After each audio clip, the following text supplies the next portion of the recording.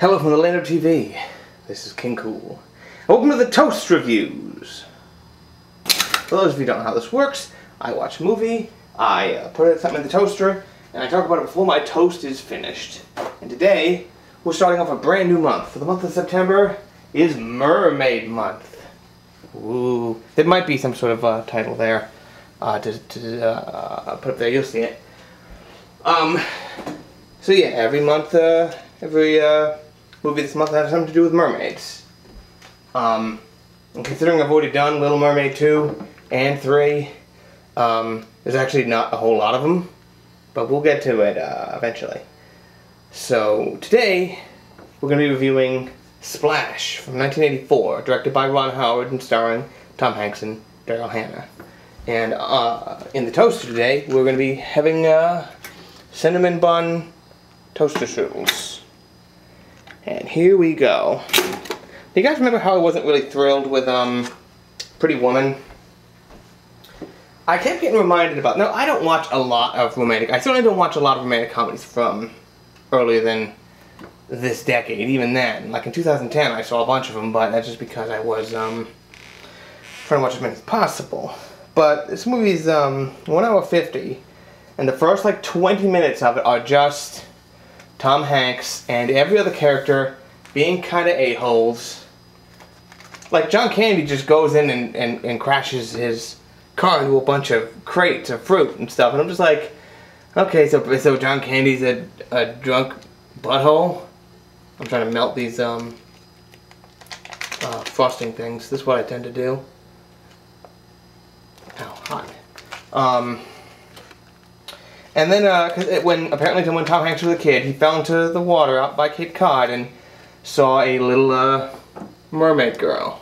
And ever since then, he's never been able to quite work out why he hasn't been able to make luck happen. In fact, his relationship broke up on screen over the phone, just like Pretty Woman.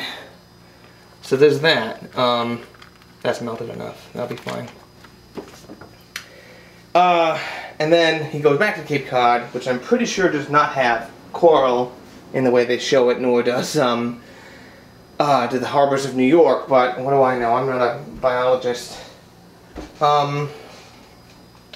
These mermaids come out of the water and they don't have fins. Apparently they can not have fins. This must be something in the real thing. Like, I thought it was like an actual spell, like it was tricky to make the little mermaid have legs. That I can sort of buy, but the notion's like, oh, once they get out of the water, they look like people. It's like, man, they're everywhere. Every one in 20 person you meet is a mermaid. And so she finds the wallet that Tom Hanks lost when he fell into the water again, because he's a dope. So she can't speak English, but she can read English because she finds out where he lives and she goes to New York, I think. I think that's what they're doing because she has a map.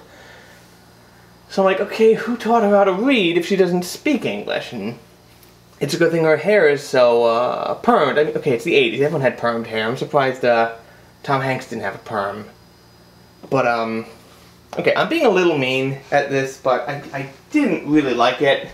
It eventually won me over, but this movie is too slow to get going. Like I said, it's 1 hour 50. It doesn't need to be quite that long. This opening could have been quicker. And you have us a movie about Splash, we don't see the mermaid for the first 25 minutes. I'm like, come on. Please get moving. Keep going. When they finally do re-meet and she decides to go out shopping, I'm guessing with his credit cards because she has his wallet. She walks out and she's in his suit, like his 3-piece suit. I thought that was funny. The lady fashion person who meets up with her says, "Oh my God, that fashion is to die from." I'm like, okay, that's funny too. Gee, there's a lot of cute in this movie. Let's see what else. But they do put the they put on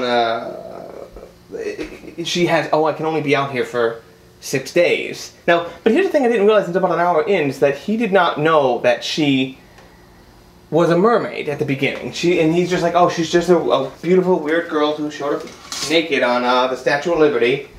And I tell you what, I think this was right around when PG-13 was invented. 84, that's right on the border. But oh, for fuck's sake. You are on watch, buddy. I'm gonna buy a new toaster. There's plenty of toasters out here in Hollywood that would love to have your job, you son of a bitch. I'm sorry, I can't be mad at you for long. Come back, baby. See, I just watched this movie that was romantic, and now I'm realizing what we got together. But,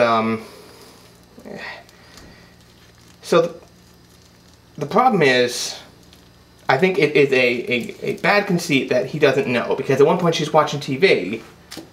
Like, okay, Daryl Hannah naked outside at the Statue of Liberty. You know, Daryl Hannah naked at the Statue of Liberty. Good. We don't get behind that. But then he's like, when she's watching TV and she's watching Bonanza and she gets sad, it's like, no, no, this is all make-believe. But then later she says, I did not know that you were... He doesn't know that she's from another world. How can you assume that she doesn't know what TV is and then say, but I thought you were just from Sweden or something? And yeah, on the hour mark they have their little, well, if we can't be together for now, why bother being together for the next 3 days thing? And then, in an hour and 20, Eugene Levy finally manages to expose her as what she truly is. Eugene Levy spends most of this movie screaming. It's really not, some people probably liked it, but I'm just like, okay, I didn't like most of it until something I'm not going to say. I didn't move it down to pan this. I'm always forgetting these things. But one thing that I did like, which was when Tom Hanks said he liked the fountain, but they were going to take it away, she went and bought the fountain. And I'm like, did she just buy this fountain with his credit card? But no, she traded her necklace for it, which I guess presumably was worth something. But I'm like, okay, that's sweeter than him, than her using his credit card. In a way, it is very similar to what you call it, Pretty Woman. And of course, it rains after they fight. And of course, you know, have to choose some things. What else do I have? I'm running out of time. I'm just sitting here. Of course, there's a car chase at the very end.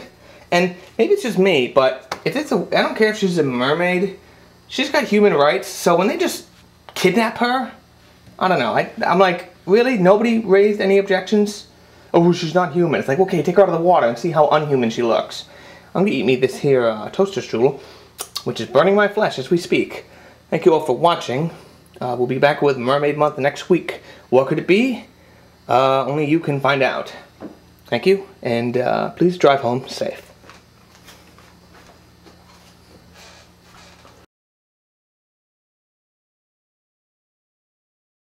Fools!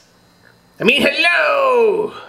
I am Dr. Eyebaltron, and what have I got to show you today? It's a good thing that the cereal that is sponsoring the Olympics is putting that cereal in an easy open bag, because you certainly wouldn't want the people to hurt themselves when opening bags. If this isn't the most ridiculous box I've seen today,